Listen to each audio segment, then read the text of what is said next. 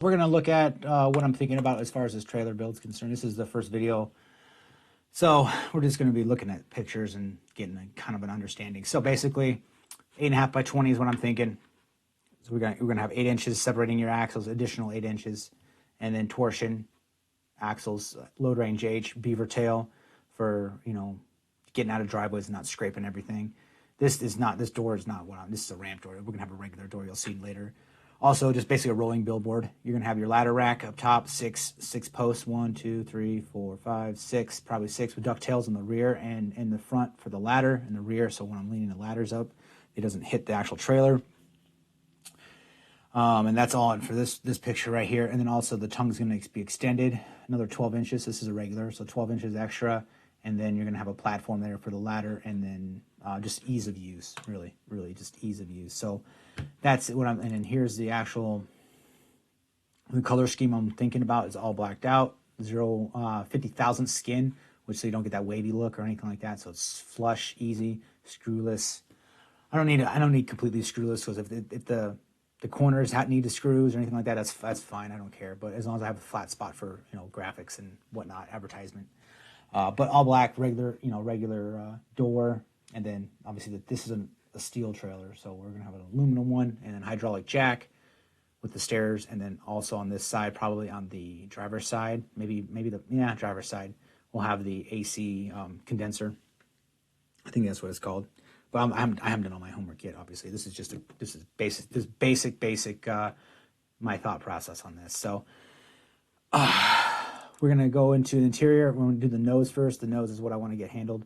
This is obviously just a smaller motorcycle, but you got basically a closet, which I'll probably put over here on the trailer, and then toolbox across, and then generator box on this side over here, which you'll see here in a bit. That will be, where's my picture of that at? Did I have one here? Here we go. So generator box right here. Onan, probably 8,000 watt generator. Quiet one. It's going to double insulated and then vented exhaust. And there's also going to be a fuel cell underneath for the actual generator itself. And I haven't decided if I want to go diesel or fuel gas, but I'm leaning towards diesel.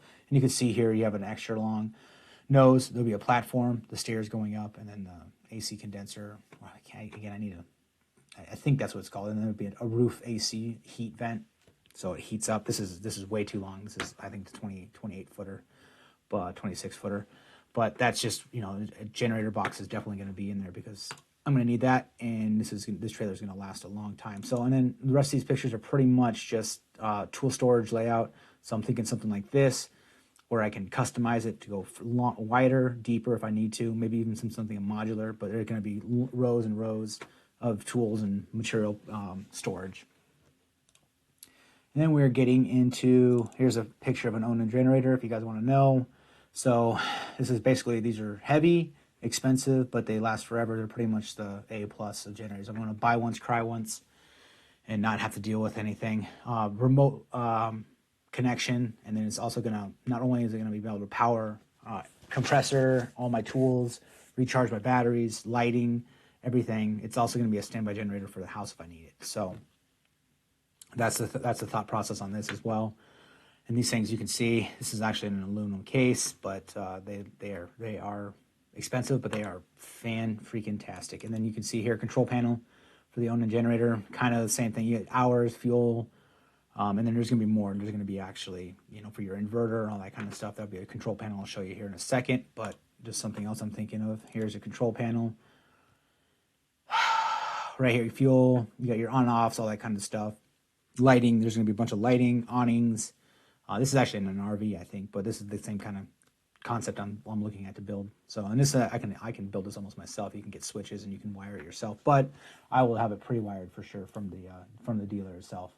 So another front nose kind of thing that I'm looking at is either having the encasement.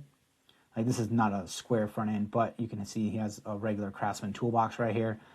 I can buy something similar and just, fit them out just like that to save time. The whole thing is to just basically just, if it's a trailer's aluminum, I've got 16,000 pounds of, weight I can throw in this thing, and the trailer itself is going to weigh around 5,000 pounds. I've got a lot of capacity, so I don't mind spending a little bit on tool storage. That way it saves me time. I don't have to, but I don't want to build any of this out of wood if I can help it. And we've got a couple more